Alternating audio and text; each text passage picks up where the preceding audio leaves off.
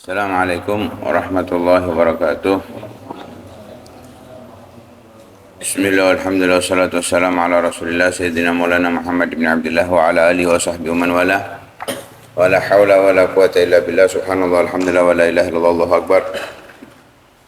Wa la hawla wa la quwata illa billahil aliyyil azim, adada kulli harfin kutiba wa yuktabu abadal abidin wa dahrad dahirin. Subhanaka la ilma lana illa ma 'allamtana innaka antal alimul hakim. Nawaitu ta'alluma wa ta'liman nafa' wal intifa' wa tadhakkura wa tadhkir wal ifadata wal istifada wal hatha 'ala tamassuki bi kitabillahi wa sunnati rasulih wa du'a'i ila al huda wa dilala 'ala al khair ibtigha'a wajhillahi wa mardatihi wa qurbihi wa thawabihi subhanahu wa ta'ala. Yang ke-28 dari As-Sabiqun al-Awwalun, Sayyidina As'ad bin Zurarah radhiyallahu anhu. Nama beliau Sayyidina As'ad bin Zurarah bin Adas bin Ubaid al-Ansari al-Khazraji. Beliau memiliki panggilan Abu Umamah.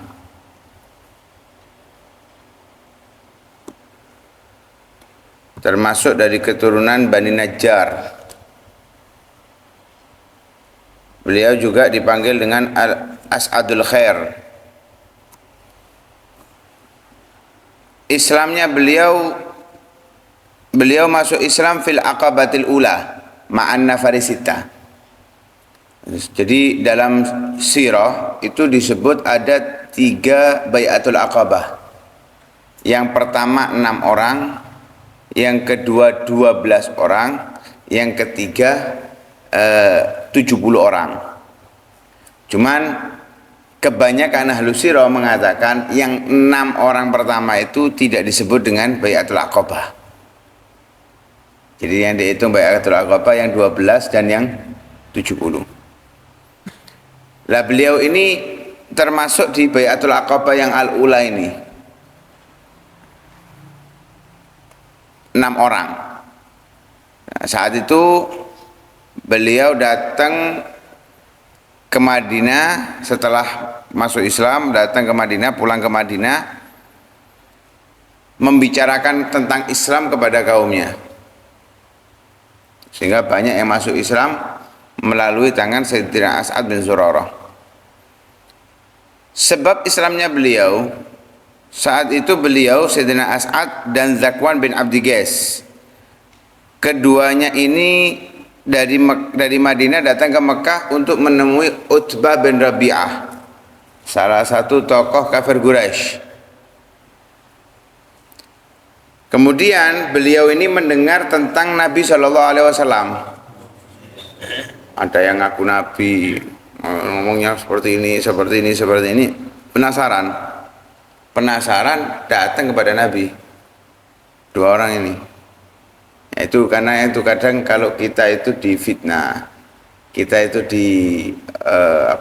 dikucilkan, disalahkan, padahal kita dalam keadaan benar, nggak usah bingung bales, nggak usah bingung klarifikasi, selama nggak ada hukuman apapun kepada kita.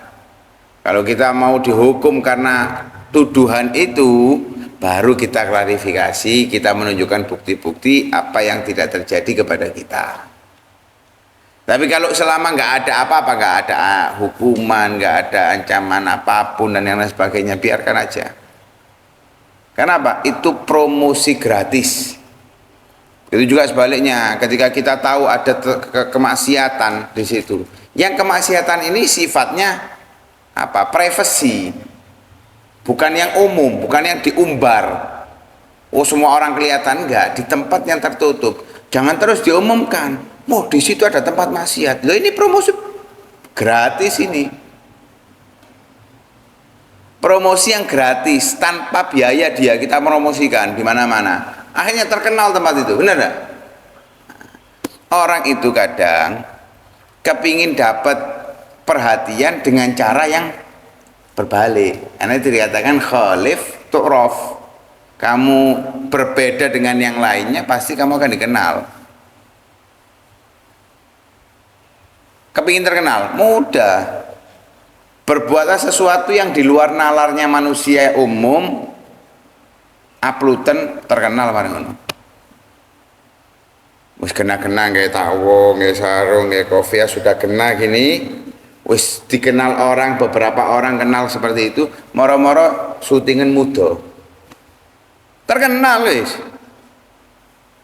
Nah seperti itu mereka ini orang-orang yang mau merusak Islam itu menunjukkan sesuatu yang berbeda agar cepat dikenal. Lah kita yang tahu jangan dididik, ini nggak boleh ini. Kalau itu sifatnya bukan umum, bukan dipertontonkan di umum, nggak usah diklarifikasi, nggak usah dijelaskan, sudah biarkan. Kalau di umum baru kita jelaskan, karena apa? Ini sudah dikenal di mana-mana, harus ada bayan penjelasan. Tapi kalau sifatnya itu tertutup, jangan diumbar. Kenapa? Kalau kita umbar itu secara tidak langsung mempromosikan. Lah ini Utbah bin Rabi'ah dan orang-orang kafir Quraisy ketika datang orang-orang haji, saat itu kan setiap tahun ada haji, itu membicarakan tentang Nabi, hati-hati kamu sama Muhammad, hati-hati kamu sama Muhammad, hati-hati kamu sama Muhammad. Kabeh di ngono no. Akhirnya secara tidak langsung orang-orang itu akhirnya penasaran. Endi sisi Muhammad itu endi? Lah tahu Nabi Muhammad seperti itu, ya luntur. Mendustakan apa yang mereka sampaikan itu. Kok gak bodoh harus diomongno? Ternyata orangnya baik, ternyata orangnya santun, ternyata orangnya seperti ini, ternyata seperti ini. Seperti itu juga. Nah seperti yang terjadi kita. Oh dianggap kita ini ekstrim, keras, kaku, seperti ini. Biarkan. Orang-orang itu kalau tahu, kalau mau duduk dengan kita, geledek, ternyata ya biasa-biasa wae kok. Dan itu sudah terjadi beberapa orang seperti itu. Karena itu gak perlu dibahas, Jarno, itu promosi gratis. Semakin banyak fitnah kepada kita dan itu gak terbukti pada kita, itu promosi secara gratis. Datang ke Nabi, ngelihat Nabi seperti itu, ditawari masuk Islam. Masuk Islam, diajari Al-Quran. Setelah dapat Islam, dapat Al-Quran, nggak jadi ke Utbah bin Rabi'ah, pulang ke Madinah. Padahal awalnya datang ke Mekah tujuannya menemui Utbah bin Rabi'ah, nggak jadi. Kenapa? Dengar omongan orang-orang kafir Quraisy tentang Nabi yang buruk, akhirnya penasaran, didatangi Nabi Shallallahu Alaihi Wasallam. Akhirnya Sayyidina As'ad bin Zurarah dan Takwan, keduanya masuk Islam, nggak jadi nemui Utbah, pulang ke Madinah. Min manaqibihi wa fadhailihi radhiyallahu anhu. Di antara kemuliaan dan keistimewaan Sayyidina As'ad bin Zurarah, beliau nggak banyak disebutkan kemuliaannya karena nggak lama masa hidupnya bersama Nabi Shallallahu Alaihi Wasallam. Bahwa beliau itu termasuk orang-orang pertama yang masuk Islam, ya, karena di Bai'atul Aqabah yang pertama itu kalau nggak salah tahun ke-6 setelah kenabian. Yang 6 orang itu tahun ke-6 setelah kenabian, jadi masih awal, sangat awal. Beliau juga hadir 2 Bai'atul Aqabah. Yang ke-6 ini hadir, yang tidak dianggap Bai'atul Aqabah, yang bersama 12 orang, yang 12 orang, dan semua ini tokoh-tokoh, di antaranya Sa'ad bin Mu'ad, Sa'ad bin siapa satunya?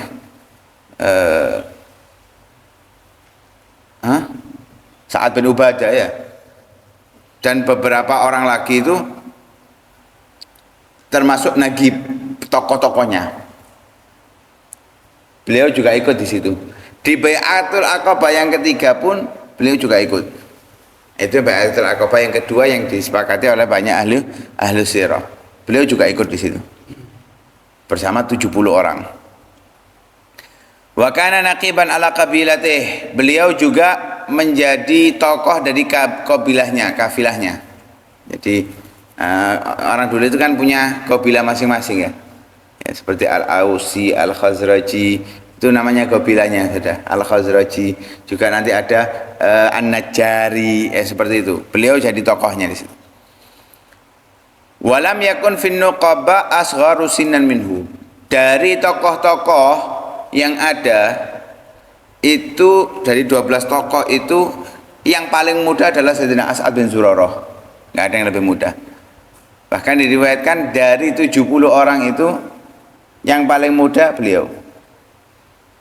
Ada yang lebih muda satu, Sayyidina Jabir bin Abdullah. Sayyidina Jabir bin Abdullah. Dikatakan juga innahu awwalu man baya alailatul aqabah.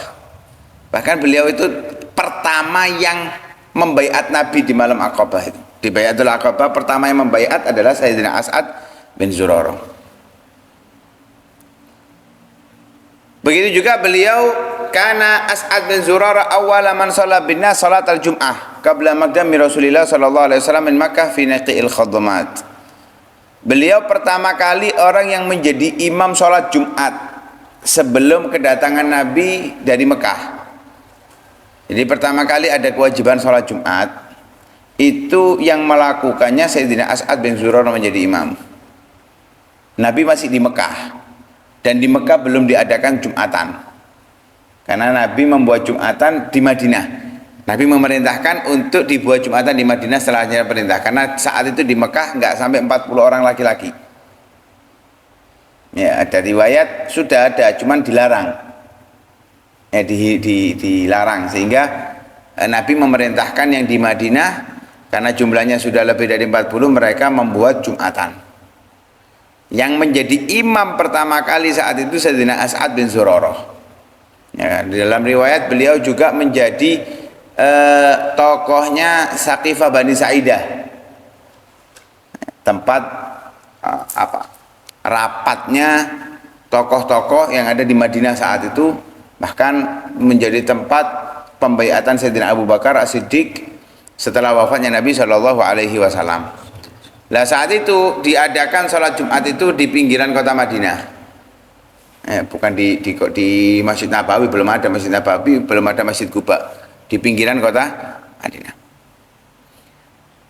Beliau wafat fi hayatin Nabi Shallallahu Alaihi Wasallam, di masa hidupnya Nabi, bahkan fi Syawal ala ra'si sittati asyhur minal hijrah qabla Badr. Jadi beliau meninggal di bulan Syawal 6 bulan setelah hijrah. Nabi hijrah itu di bulan Rabiul Awal. Rabiul Tsani, Jumadil Ula, Jumadil Tsaniyah, Rajab, Sya'ban, Ramadan, Syawal. 6 bulan fi ala ra'si sittati asyhur. Jadi sudah 6 bulan lebih setelah hijrahnya Nabi Shallallahu Alaihi Wasallam. Ada pendapat enggak beliau meninggal 9 bulan setelah hijrah? Jadi ada mengatakan 6 bulan setelah hijrah. Kalau 6 bulan berarti pas di bulan Syawal.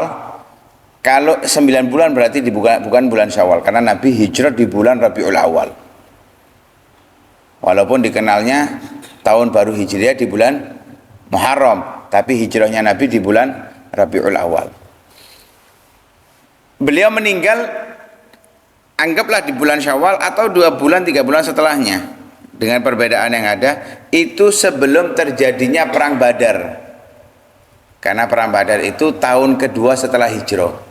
Jadi Ramadan depan ini baru perang Badar, dan Ramadan depan itu baru ada kewajiban puasa, Ramadan depan itu baru ada kewajiban zakat. Sayyidina As'ad bin Zurarah belum merasakan hal itu semuanya. Jadi nggak pernah hadir perang Badar wala perang apapun, belum merasakan peperangan sama sekali Sayyidina As'ad bin Zurarah. Tapi beliau sudah berjuang di jalan Allah Subhanahu wa taala, mengajarkan Islam kepada orang-orang Ansor saat beliau sudah masuk Islam. Ini termasuk kemuliaan yang beliau dapatkan dari Allah Subhanahu wa taala. Karena itu orang-orang yang pertama itu sebetulnya orang yang punya andil besar. Ya, orang punya andil besar. Itu harus menjadi contoh untuk kita semuanya. Selama masih dalam keadaan benar, lurus, ya kita contoh. Kalau sudah melenceng, walaupun ada dulu orang-orang yang baru masuk Islam tapi murtad lagi, ya percuma, nggak bisa dijadikan contoh. Itu kemuliaan as-sabiqun.